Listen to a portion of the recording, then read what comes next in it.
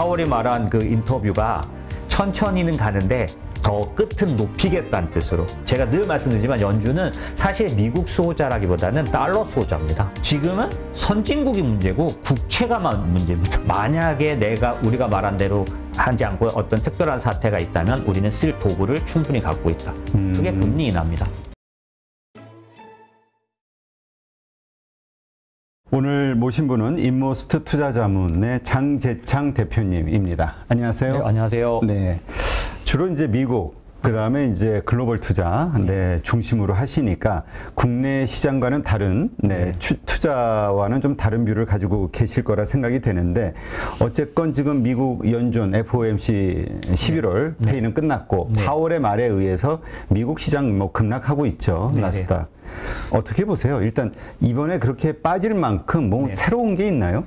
사실은 75bp 올리고 12월에 줄이겠다, 그 속도를 줄이겠다 하는 것도 미리 공개되는 바람에 뭐 거의 발표된 내용은 다를 게 없고요. 그래서 미국 시장에서도 지금 같은 경우가 없다는 게, 그 발표된 회의록 안에 있는 그 회의 전달문은 최고의 비둘기인데 그 파월이 나와서 말한 기자회견은 최고의 그 매였다, 이런 식으로 된 적은 없었다라고 말할 정도로, 사실은 말씀 주신 것처럼 기대했던 거에서 크게 다를 게 없었는데도 워낙 강력하게 시장을 짓누르는 말들을 했던 것 같아요.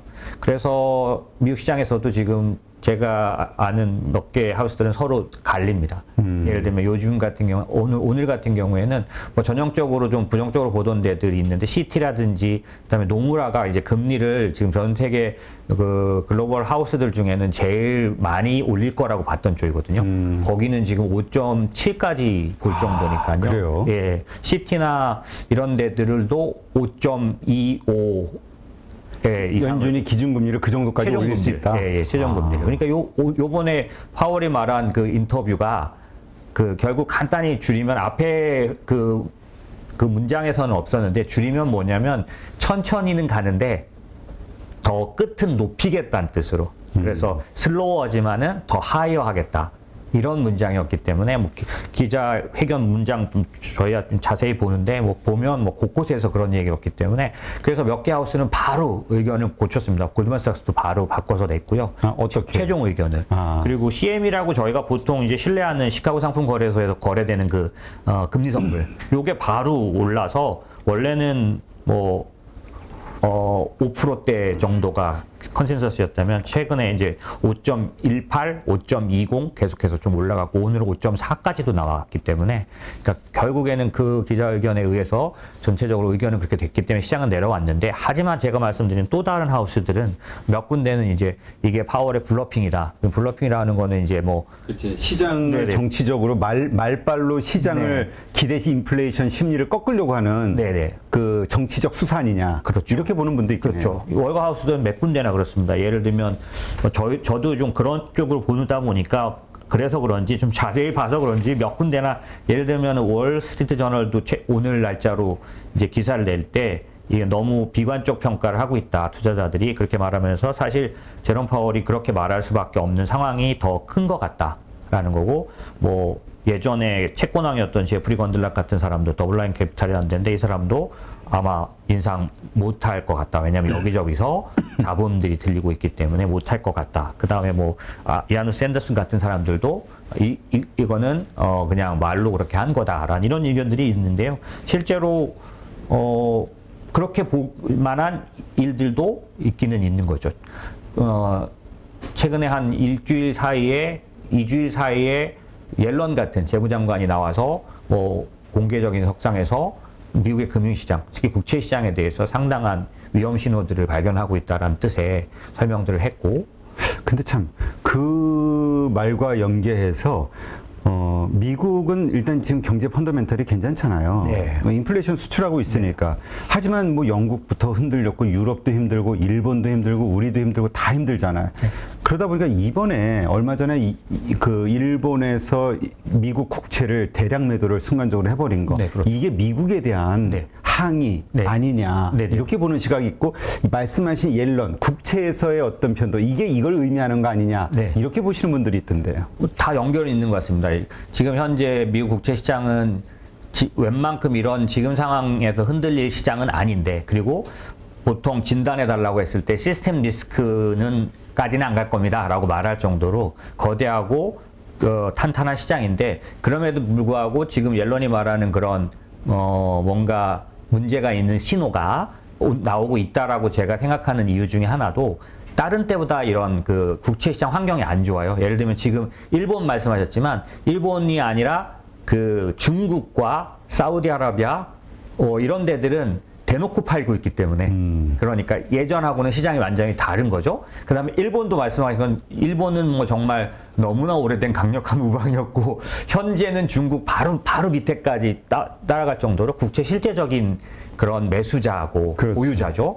근데 말씀하신 것처럼 최근에 그 옌 방어하기 위해서 갑작스럽게 개입을 했던 뭐 공명 개입이든 뭐 이런 거 할 때 크게 팔았으니까, 당연히 이게 이런 미국 국채 시장에서는 매도자만 있는 그런 상황이 된 거고, 또 하나 자기네들이 만든 달러 강세가 실제로 지금 국채를 사기에는 상당히 부담스러운, 어느 나라가 사더라도 그렇죠.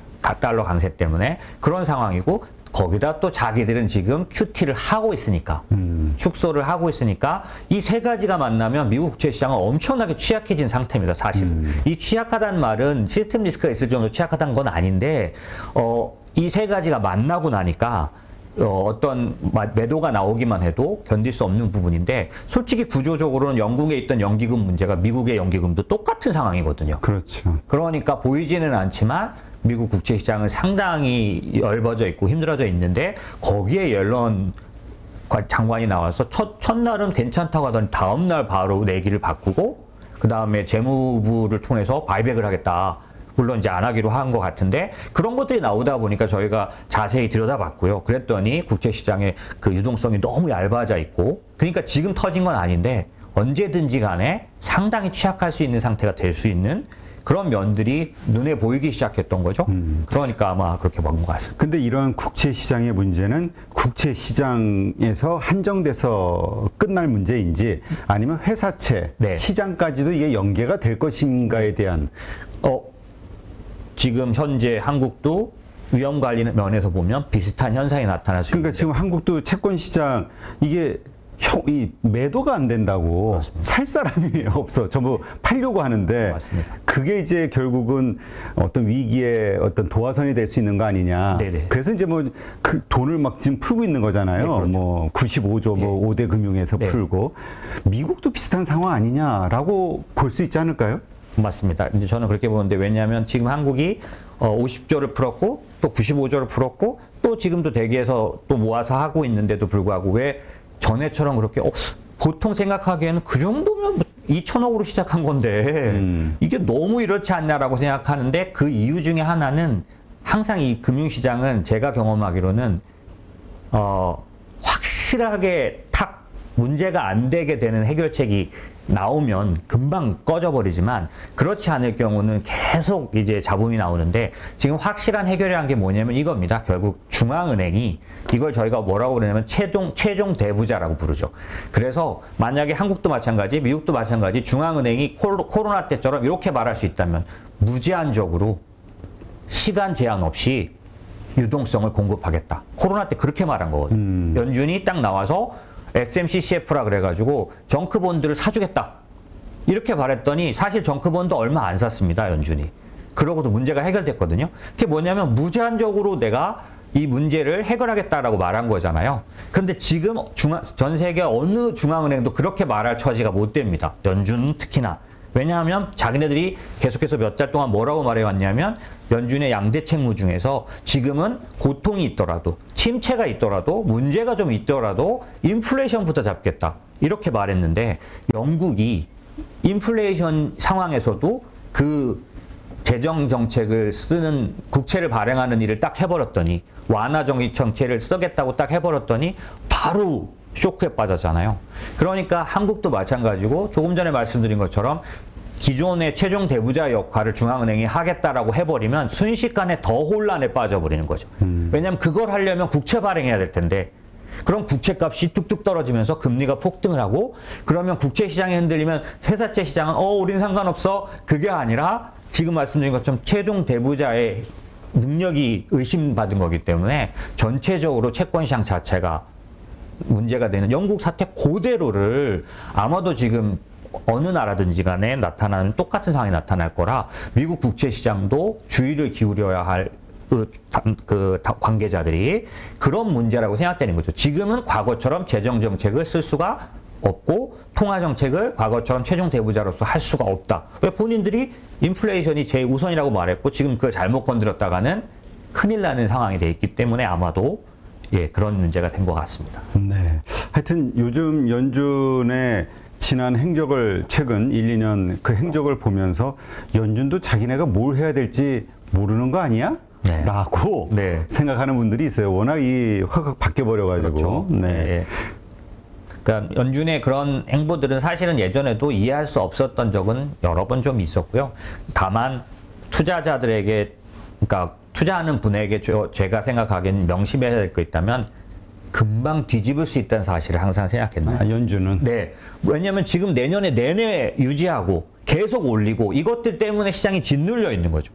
그런데 제가 지금까지 본 연준은 건 뭐 20년 이상을 봤는데 바로 뒤집습니다. 2018년도 12월 달에 제롬 파월이 그냥 강경하게 오토 파일럿을 올리겠다. 2019년도 1월에 바로 돌아섰습니다.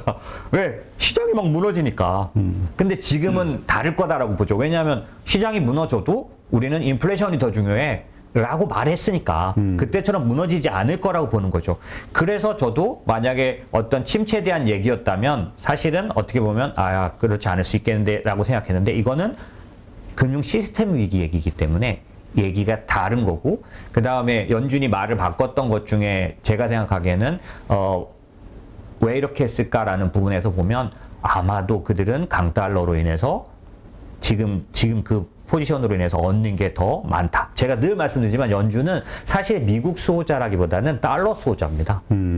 사실 근데 코로나 때 상당 부분 그 의도적으로 돈을 풀어서 달러의 위치를 회복시키기는 했지만은 여전히 뭐 디지털 통화라든지 여러 가지로부터 위협이 있고 달러의 위치는 사실 계속 의심받아 온 부분이 있었고 그런 면에서 연준은 틀림없이 아마도 일정 수준은 이 부분이 유지되기를 바라는 부분이 있었을 거다라는 거고 이 긴축만큼이나 강달러를 만들어내는 가장 효과적인 장치는 없으니까요. 이런 것들이 만난 게 아니겠느냐? 그렇게 생각하는 거죠. 아니 뭐 지금 유럽 경제도 흔들리고 달러 세계 통화 결제 보니까 그 전체 시장의 80%가 달러로 됐다고. 완전히 높아졌죠. 완전히 이번에 회복됐다고. 헤매다가 확 올라왔어요.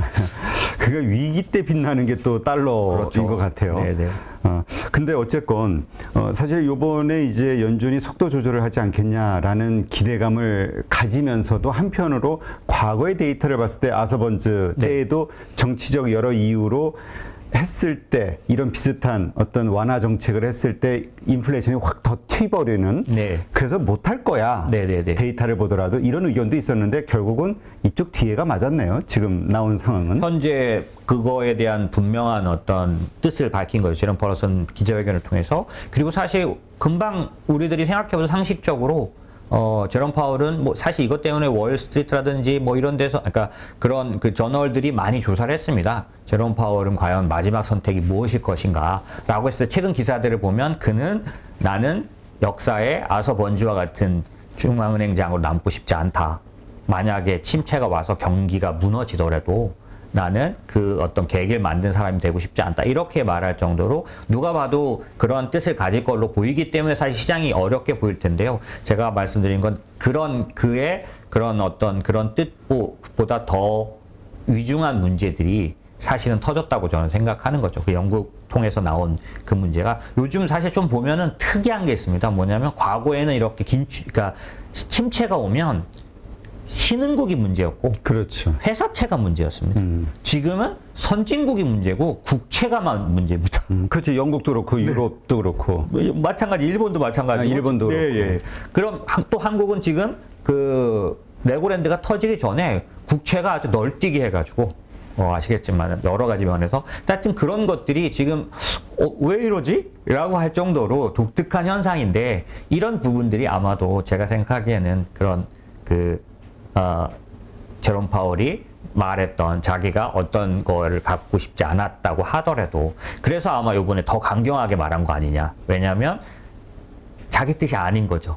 만약에 이제 속도를 줄이고 내년도에 가서 생각지 않았던 어떤 행보를 가져가야 된다면 본인이 어떻게 하다가 지난번에 말 바꾼 것처럼 그렇게 바꾼 게 아닌 거로도 해야 되고 사실 그거보다 더 이면에 있는 건 조금만 완화의 여지를 줘도 기대 인플레이션이 확 올라가 버립니다. 그렇죠. 예, 이게 결국 연준의 말 맞는 게 내년도에 더 많은 대가를 치러야 하니까 그것만큼은 막아야 할 부분이 있기 때문에 누를 수밖에 없었다. 저는 그쪽으로 보고 있는 편이죠. 그렇기 때문에 5% 이상 이렇게 기준금리의 그 상단이 높아질 수 있다라는 말은 기대 인플레이션을 꺾기 위한 네. 하나의 그 정치적 수사, 블러핑으로 네. 보신다. 그렇죠.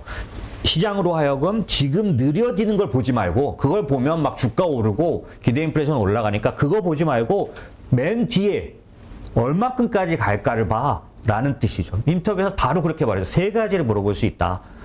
얼마나 빨리 올릴 거냐, 그 다음에 얼마나 높이 올릴 거냐, 얼마나 오래 유지할 거냐, 얼마나 빨리 올릴 거냐는 이제 관심 갖지 않아도 된다. 느리게 하겠다는 거죠. 두 번째, 얼마나 올릴까가 굉장히 중요하다. 나는 더 올려야 된다고 본다.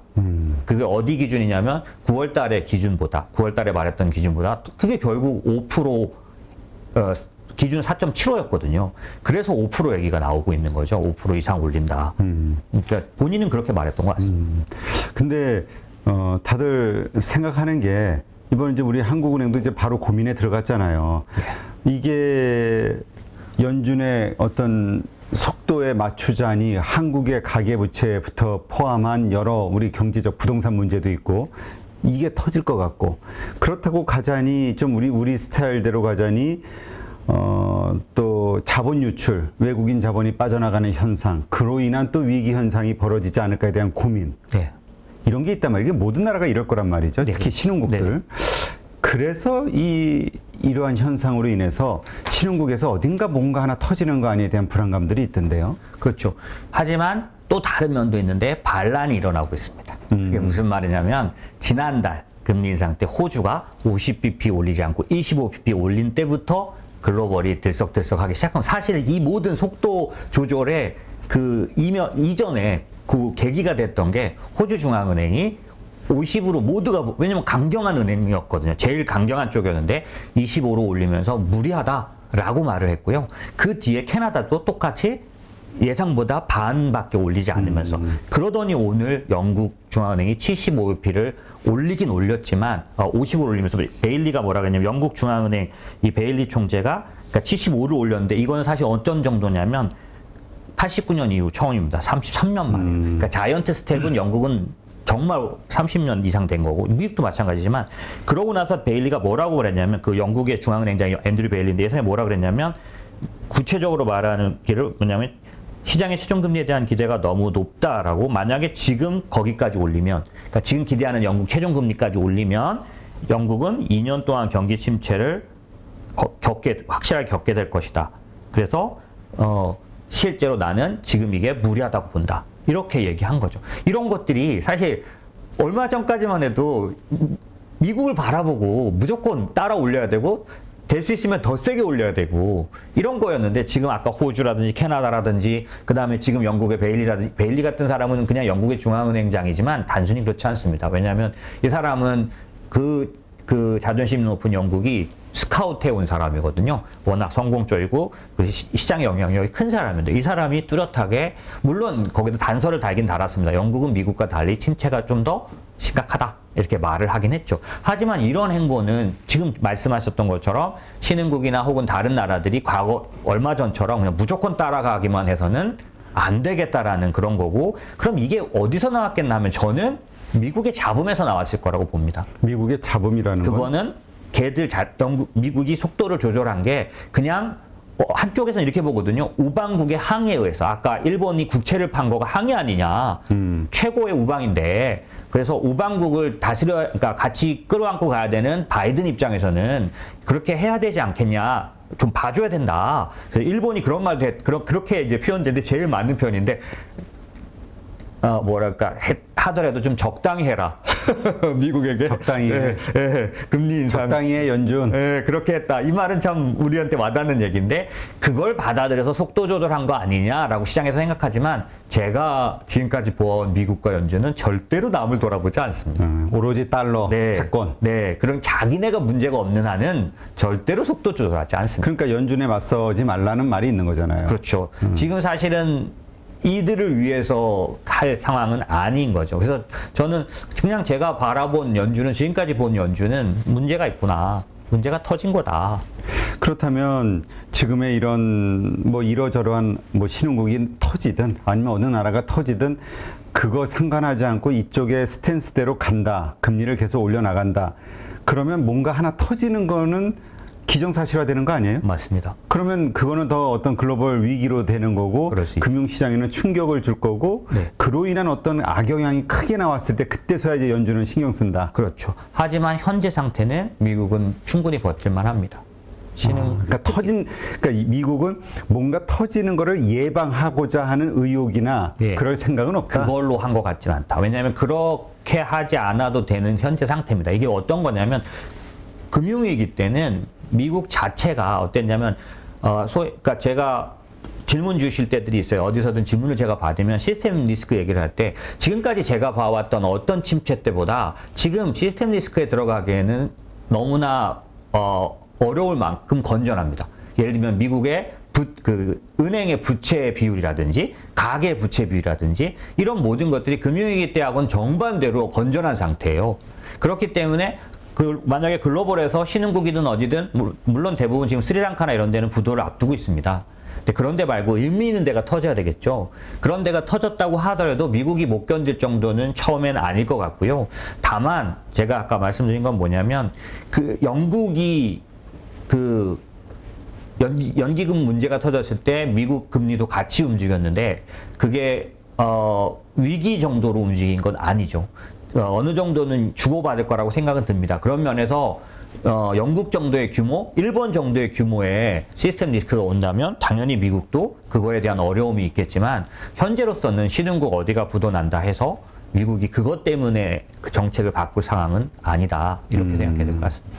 알겠습니다. 그렇다면 이러한 현상은 계속 갈 수밖에 없고 금융시장은 뭐 이번에 그 파월 이후에 나스닥이 계속 급락했던 것처럼 성장주 혹은 주식시장에는 조금 더 악영향이 갈 수 있다 이렇게 봐야겠군요. 시장은 어느 정도 그걸 대비하고 있고 그렇게 가고 있는데 물론 이제 일관되게는 그렇게 보는 게 더 맞고요. 앞으로 12월 갈 때까지 지금 할인에, 그러니까 금리에 의해서 피해를 봤던 쪽들은 여전히 그럴 수 있는 상황이다. 그러니까 당연히 실적이든 뭐든 그쪽을 봐야 되는 것 같고요.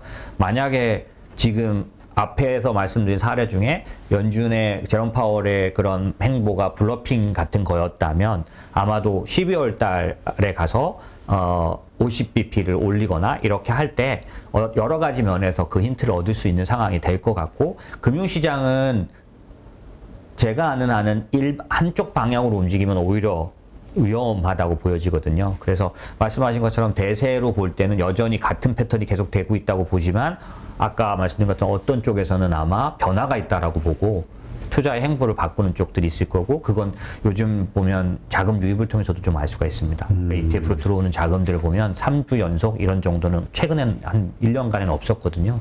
한국 쪽에? 그러니까 한국만이 아니라 그 주식에 들어오는 거. 미국 주식시장에도 돈이 들어오고 있다. 그러니까 이제 뭔가 저가 매수에 대한 그 흐름이 만들어지고 있다. 그게 어떤 방식일지 모르지만 금리의 탑에 왔다라는 건 모두가 동의하고 있는 거고 그게 사건이 터져서 강제적으로 모두에게 알려지든 그게 아니라 연준이 자의로 이제 충분히 올렸다. 여기서부터는 더 이상 올리지는 않겠다. 안 와도 된다. 이게 이제 지금 당연히 그게 오려면 인플레이션 숫자 아니겠습니까? 그렇죠? 근데 이제 그렇게 되든지 간에 기본적으로 거의 끝부분에 와 있다라는 거를 감안하는 자금 흐름이 상당 부분 좀 움직이고 있는 건 사실이죠. 근데 아까도 말씀하셨듯이 이러한 현상, 미국은 괜찮지만 네. 이로 인해서 다른 어떤 나라가 터졌을 때 이게 또 블랙스완의 역할을 하면서 전 세계 글로벌 금융시장이 됐든 경제가 됐든 다 또 망가지는 거 아니냐에 대한 두려움, 이것도 살아있는 거로 봐야 되는 거 아닌가요? 맞습니다. 그것도 전혀 그렇지 않을 거라고 말할 수는 없죠. 미국이 그러니까 규모의 문제일 것 같습니다.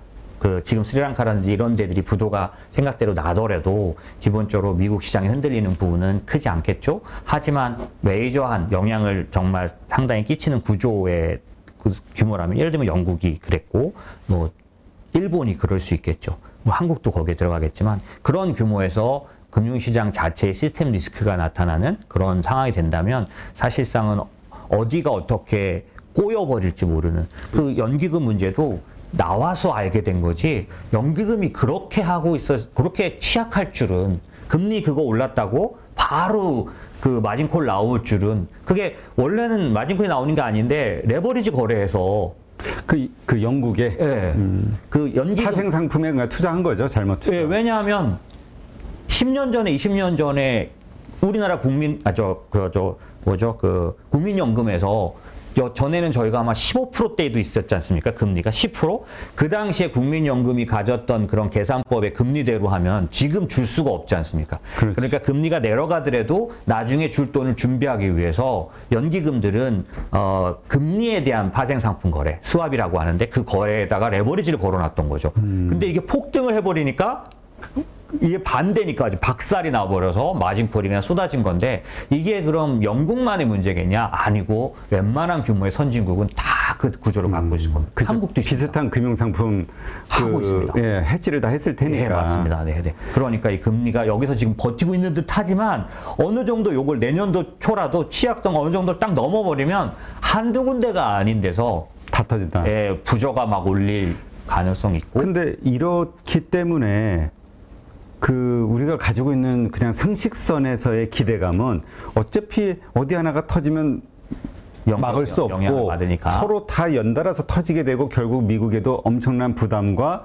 또 어려움이 되니, 연준이 지난번 코로나 이후에 엄청나게 금리 인하를 팍팍 하면서 유동성 공급하면서 그때도 비슷했잖아요. 채권 시장의 시혜로였나 파생 상품에 대한 두려움, 이런 것들 때문에 막 개입을 했던 것처럼 하지 않을까에 대한 선제적 조치에 대한 기대감. 근데 가질만 하지 않다. 아까 얘기하신 거. 제가 말씀드렸던 건 뭐냐면, 규모에 있어서 어디서 영국의 그런 어떤 사고의 문제가 터져도 사실은 그 사고였지 않습니까? 그런데도 불구하고 미국이 줄기차게 행보를 바꾸지 않을 정도의 그런 정도의 그런 어떤 유지력은 있는 거죠. 다만 말씀하신 것처럼 어떤 곳이 일정 규모의 그곳이 만약에, 영국도 사실은 좀 위험한 순간까지 가지 않았습니까? 날짜를 줬었고 헤지펀드가 달려들어서 이거를 바꿔놨었기 때문에. 사실은 일본도 그러니까 만약에 그런 게 터진다면 당연히 그렇게 할 수밖에 없는데, 이거를 저는 이제 강제적인 피봇이죠. 근데 요번 제롬 파월의 그 인터뷰에서 똑같은 얘기를 했습니다. 만약에 우리가 말한 대로 하지 않고 어떤 특별한 사태가 있다면 우리는 쓸 도구를 충분히 갖고 있다. 그게 금리 인하입니다. 4%가 있잖아요. 그렇죠. 충분히 내릴 수 있습니다. 그러니까 코로나 때는 2% 거기서, 그러니까 제로에서 2%에서 제로까지 내릴 수밖에 없었는데 지금은 4%가 있기 때문에 만약에 그렇다면 내릴 수 있죠. 문제는 딱 하나지 않습니까? 인플레이션. 함부로 못한다는 거지, 만약에 말씀하신 위기 상황이 왔는데 인플레이션 앞세워서 안 할 수는.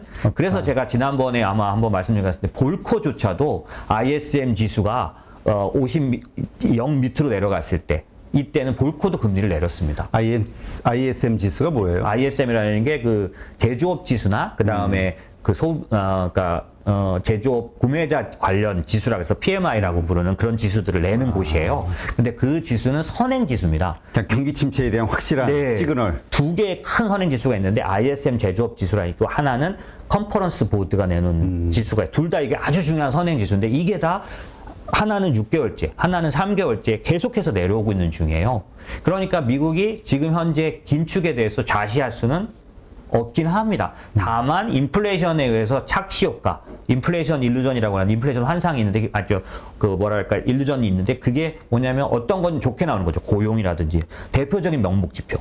실적이라든지 이것들은 좋게 나오니까 이게 섞여 나와서 지금 그런 거지, 실제로 과거의 침체 시기에 그런 지표들은 이미 침체를, 특별히 금리 쪽에서 말하자면 3개월부터 30년까지 모든 금리가 다 역전됐어요.